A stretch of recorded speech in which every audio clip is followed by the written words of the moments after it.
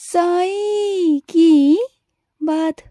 बच्चे, एक अदृश्य शक्ति ना हमेशा तेरे साथ रहती है मेरे बच्चे, और वो शक्ति मेरी शक्ति है। मेरा आशीर्वाद है तुम पर मेरे बच्चे, जो अदृश्य रूप में तुम्हारे साथ हमेशा रहता है।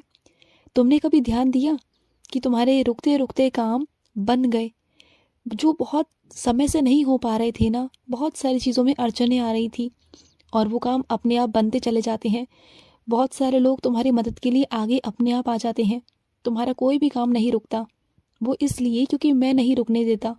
मैं हमेशा तुम्हारे साथ चलता हूँ, अदृश्य रूप में एक आशीर्वाद बनकर हमेशा तुम्हारे साथ होता हूँ। और सुनो, जो कुछ हुआ ना वो सब मेरी मर्जी से हुआ मेरे बच्चे, उसके बारे में ज़्यादा चिंतित मत हो।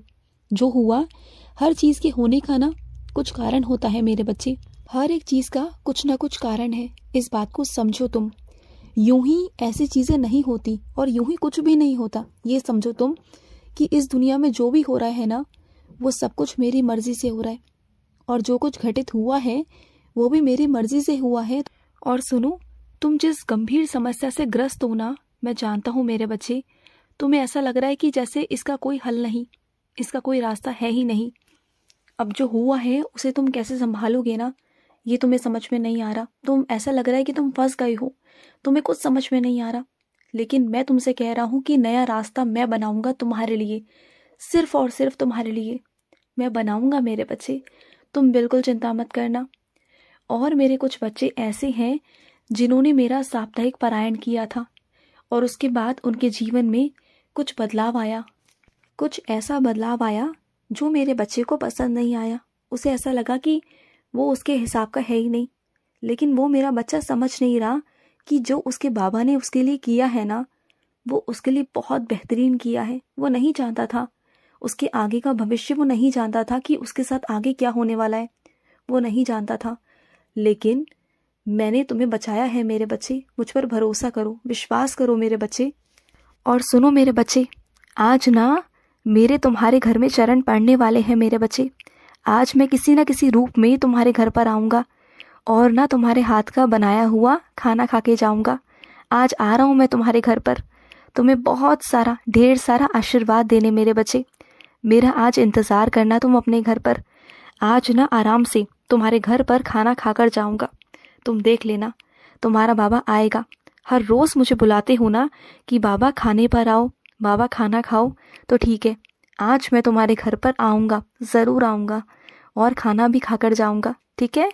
और सुनो मेरे बच्चे, आज तुम्हें कहीं जाना है ना, तो जाने में ना थोड़ी सी देरी होगी मेरे बच्चे। अब ये मत सोचना कि देरी क्यों हो रही है, उसके पीछे भी कारण है मेरे बच्चे। जैसे मैंने कहा ना कि हर एक चीज़ के पीछे कोई ना कोई कारण होता है, तो आज इसके पीछे भी कुछ ना कुछ कारण है। तुम जाओगे वहाँ पर, लेकिन थोड़ी देरी से जाओगे, कुछ विघ्न आएंगे, कुछ परेशानियाँ आएंगी, तो घबराना मत।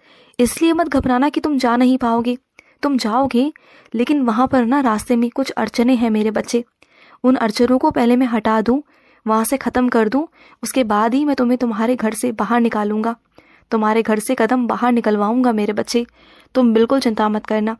लेकिन तुम मायूस मत होना, तुम जाओगे, ज़रूर जाओगे मेरे बच्चे, ज़रूर जाओगे। मैं हूँ ना तुम्हारे साथ, मैं तुम्हें लेकर चलूँगा। लेकिन जो विघ्न है, जो अड़चने हैं ना, मुझे वहाँ से हटानी होंगी।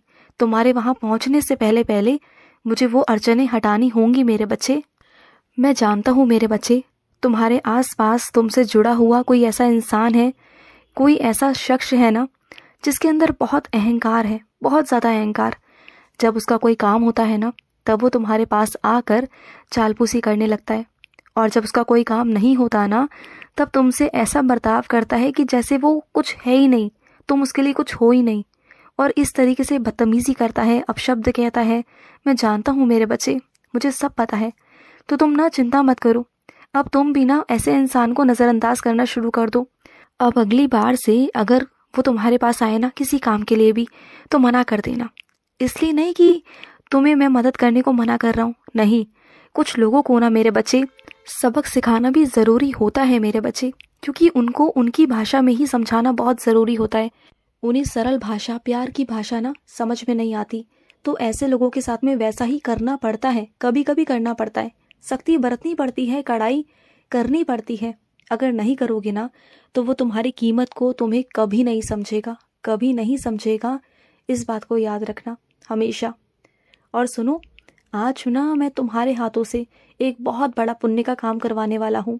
तुम्हारे माध्यम से किसी को ना बहुत कुछ प्राप्त होने वाला है मेरे बच्चे, और वो पुण्य का काम तुम अपने हाथों से करोगे। और वो सेवा मैं तुमसे लेने वाला हूँ मेरे बच्चे, जिस सेवा की तुमने उम्मीद भी नहीं की थी ना, वो सेवा खुद चलकर तुम्हारे पास आ रही है मेरे बच्चे। और मेरे कुछ बच्चे बहुत परेशान हैं। उन्होंने जिसको अपने घर में रखा हुआ है ना, जिसकी देखभाल वो करते हैं ना, उनकी वजह से ना वो रात भर सो नहीं पाते, परेशान रहते हैं। क्योंकि जिसका जिम्मा उन्होंने उठाया है ना, ये सोच कर कि वो उनकी सेवा करेंगे, तो अब ना उनसे हो नहीं पा रहा। वो रात भर परेशान हो जाते हैं उनकी वजह से और सो नहीं पाते। उनकी आंखों में हमेशा नींद सी चढ़ी रहती है और वो बहुत परेशान रहते हैं। उनकी नींद छिन गई है ऐसा लगता है उन्हें। उनकी नींद ना इतने समय से उन्हें आई नहीं, क्योंकि उन्होंने इतनी सारी जिम्मेदारी उठा ली। देखो मेरे बच्चे, जिम्मेदारी उठाओ, मदद करो, सेवा करो, मना नहीं है, लेकिन जहाँ बात तुम्हारे स्वास्थ्य की हो ना, वहाँ पर पीछे हट जाया करो। वहाँ सबसे सर्वोपरि तुम्हारा स्वास्थ्य है। मैं हमेशा कहता हूँ ना कि अगर मेरी पाठ पूजा भी करो ना, अगर उसके बीच में तुम्हारा स्वास्थ्य आए ना, तो तब भी वो सब मत करना, बिल्कुल मत करना। क्योंकि मैं नहीं चाहता कि तुम अपने शरीर को कष्ट दे करना वो सब चीज़ें करो मेरे बच्चे, मैं बिल्कुल नहीं चाहता। और मेरे कुछ बच्चों का सवाल था, उनके मन में हमेशा ये प्रश्न उठ रहा था कि साईं, मैं साईं सा चरित्र कहाँ पर करूँ? कमरे में करूँ या आपके मंदिर में करूँ? ज़मीन पर करूँ या कुर्सी पर बैठ के करूँ? तो सुनो मेरी बात, तुम जहाँ करना चाहते हो ना, तुम्हें पूरी पूरी छूट है मेरे बच्चे। जहाँ तुम्हें आरामदायक लगे ना कि हाँ मुझे यहाँ करना है, तो तुम वहीं कर सकते हो। ऐसा कुछ नहीं है मेरे बच्चे। अगर तुम ज़मीन पर बैठ के करोगे, आराम से करोगे, तो तुम्हारा मन भी अच्छे से लगेगा।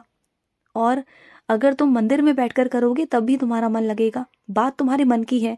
चाहे तुम कहीं भी बैठकर करो, मन तुम्हारा एकाग्र होना चाहिए, मन तुम्हारा मुझसे जुड़ा हुआ होना चाहिए। बहुत जल्द ना तुम्हारे पास एक खुशखबरी चलकर आएगी मेरे बच्चे, खुद से चलकर आएगी, तुम देख लेना।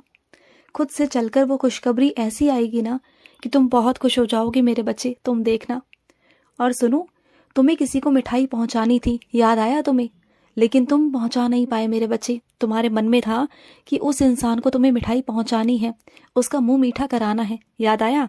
तो उसे पहुंचा दो मेरे बच्चे। तुम भूल गए थे तो तुम्हें याद दिला रहा था, ठीक है?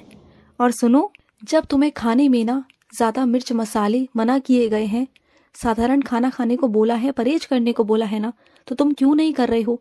क्यों इतने मसाले वाले खाने खा रहे हो जो तुम्हें नहीं खाना है मेरे बच्चे? बात को समझो। आज तुम्हें मुंह का स्वाद लग रहा है ना, कल को वही तुम्हारे अंदर जहर बन रहा है। इस चीज़ को समझो मेरे बच्चे, समझो। और तुम्हें वैसे भी ना बाहर का खाना तुम्हें सूट नहीं करता। जब भी तुम बाहर का खाना खाते हो ना, तो तुम ना बीमार पड़ जाते हो, तुम्हारे पेट में सूजन हो जाती है, तुम बहुत परेशान हो जाते हो। मुझे पता नहीं क्या, तो तुम ना बाहर का खाना खाना नज़रअंदाजी किया करो, छोड़ दिया करो, बस उसे त्याग दिया करो। मुंह के स्वाद को मत देखा करो, और हो सके तो साधारण खाना ही खाओ। अगर बाहर जाते हो, किसी शादी में जाते हो, जश्न में जाते हो ना, तो वहाँ पर कोशिश किया करो कि तुम वहाँ पर भी साधारण खाना ही खाओ। वहाँ पर तला भुना हुआ खाना मत खाओ। अगर तुम्हें मना है ना तो मत खाओ। अगर तुम्हारे शरीर में नहीं चीज़ें लगती हैं, नहीं तुम झेल पाते हो, तो मत खाया करो ना, बिल्कुल मत खाओ। और आज मेरे बच्चा बहुत प्यारा सा, जो आज सुबह सुबह उठा था, जिसने आज ब्रह्म मुहूर्त को संभाला है, जिसने आज मेरी साईं सा चरित्र पढ़ी है, जिसने मेरे चरण स्पर्श किए, उस बच्चे को ना मैं बहुत बहुत सारा प्यार देता हूँ। मेरा बहुत सारा दुलार और बहुत सारा प्यार मेरे उस बच्चे को। रात को स्वप्नों में मैं तुम्हें कुछ दिखाने वाला हूँ, समझ गए? समझना उस बात को। खुश रहो। आज का रात्रि साई संदेश समाप्त हुआ।